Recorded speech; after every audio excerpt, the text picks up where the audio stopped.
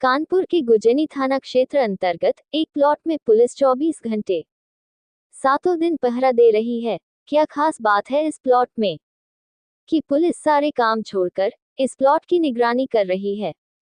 दरअसल Kanpur press club में press वार्ता करते हुए एक पीड़ित परिवार ने बताया कि गुजनी के तात्या टोपे नगर एमआईजी में उनका एक प्लॉट है, जिसके संपूर्ण कागज उनके यानी गिरीश त्रिपाठी और अर्चना त्रिपाठी के नाम है।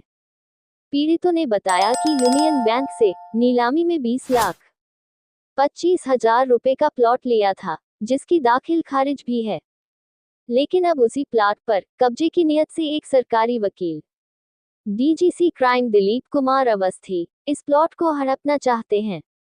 इसीलिए उसमें कोई भी निर्माण कराने नहीं दे रहे हैं। इसलिए पुलिस की निगरानी में 24 घंटे सातों दिन प्लॉट रहता है। पीड़ित ने बताया कि महेश मिश्रा व अनीता मिश्रा, जो कि हंसपुरम नौबस्ता की रहने वाली है, इनकी नीलामी के बाद प्लॉट बैंक ने गिरीश त्रिपाठी और अर्चना त्रिपाठी के नाम कर दिया था। लेकिन महेश मिश्रा के दामाद सरकारी वकील दिलीप कुमार अवस्थी अपने पद का दुरुपयोग कर प्लॉट हड़पना चाहते हैं और डंपर से प्लॉट का जो भी निर्माण कार्य था उसको भी तुड़वा दिया है, जिसके साक्ष्य भी मौजूद हैं। सर, मेरा नाम ओम शुक्ला है। आप मेरी बड़ी बहन हैं, आप बहनोई साहब हैं। प्रेस वार्ता का मुख्य उद्देश्य है कि थाना गुजैनी क्षेत्र के अंतर्गत तात्या टोपे नगर में एक हमारा प्लॉट है बहनोई साहब के नाम, गिरीश त्रिपाठी जी के नाम, जो उन्होंने यूनियन बैंक जैसी सरकारी संस्था से नीलामी में 2019 में लिया था। बैंक ने रजिस्ट्री कर दिया, हमारा दाखिल खारिज और केडीए में नामांतरण तक भी पूर्ण है। बैंक ने हमको कब्जा दे दिया और नीलामी के समय एक खाली प्लॉट था, पिलर ऐसे खड़े थे और झाड़ झंकाड़ खड़ा था, जिसका समस्त अभिलेखों में फोटोग्राफी में डाटा उपलब्ध है। बैंक ने जब हमको रजिस्ट्री कर दिया, हमको पोजीशन दे दिया। हम जब भी बनवाने का प्रयास करते हैं तो यहाँ पर ये पता चला कि जो अनीता मिश्रा और महेश मिश्रा हैं, जिन्होंने बैंक से डिफ़ॉल्ट किया था, जिन्होंने यूनियन बैंक से 16 लाख रुपए का लोन लिया था, उन्होंने लोन नहीं चुकाया तो बैंक ने सरफेसाई एक्ट के तहत कार्रवाई की है। हमने बैंक की फाइल देखी है, बैंक के फेवर में डीआरटी का आदेश भी है। बैंक ने सारी विधिक प्रक्रिया की पूरी एक हमको फाइल दिखाई। उसके बाद हमने नीलामी में भाग लिया। 21 फरवरी 2019 को नीलामी में हमने उच्चतम बोली 20,25,000 लगाई। हमने से मतलब है मेरे बहनोई साहब गिरीश त्रिपाठी, और इस तरीके H1 होने के बाद हम उसके ऑक्शन परचेजर बने। बैंक ने हमको अनीता मिश्रा, महेश मिश्रा की ओरिजिनल रजिस्ट्री तक हमारे पास है, उनके पास तो उनकी ओरिजिनल रजिस्ट्री भी नहीं है। और 10/4/2019 को हमको बैंक ने कब्जा दिया। प्लॉट खाली था, कोई नहीं रह रहा था, कोई निर्माण।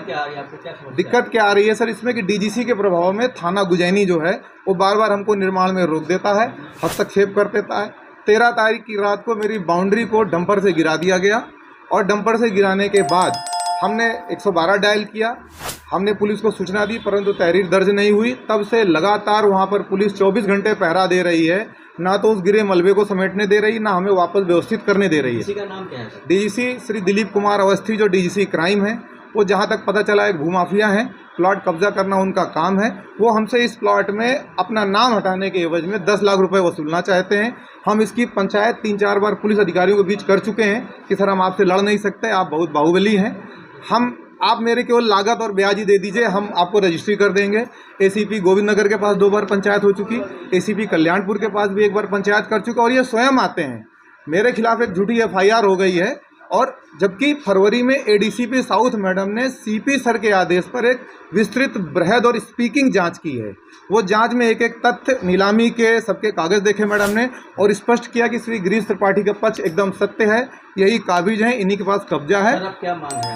हमारी मांग ये है कि वहाँ पर पुलिस 24 घंटे तैनात है मेरे प्लॉट के बाहर, हमको निर्माण नहीं करने दे रही है, जबकि पुलिस के पास कोई आदेश नहीं है।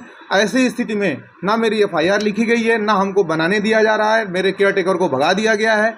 वहाँ पड़ोस में जो सीसीटीवी लगा था, जिसमें मैंने वो घटना रिकॉर्ड करी, उसका पुलिस ने सीसीटीवी हटवा दिया है। तो ऐसा किस कानून के तहत किया जा रहा है? पूरी नहीं होती है तो फिर आगे कहाँ तक जाएंगे? मांग पूरी नहीं होगी, मैंने आपको उसमें अपने प्रेस नोट में अवगत कराया है। आचार संहिता लगने के बाद हम माननीय योगी आदित्यनाथ जी, जो माननीय मुख्यमंत्री जी हैं, उनके यहाँ जाएंगे। सुना है मुख्य सचिव कानून एक इनके अधिकारी होते हैं, उनके पास जाएंगे। हम बार काउंसिल जाएंगे, और नहीं बचेगा तो हमारा परिवार उसी प्लॉट में आत्मदाह का भी कदम उठाएगा।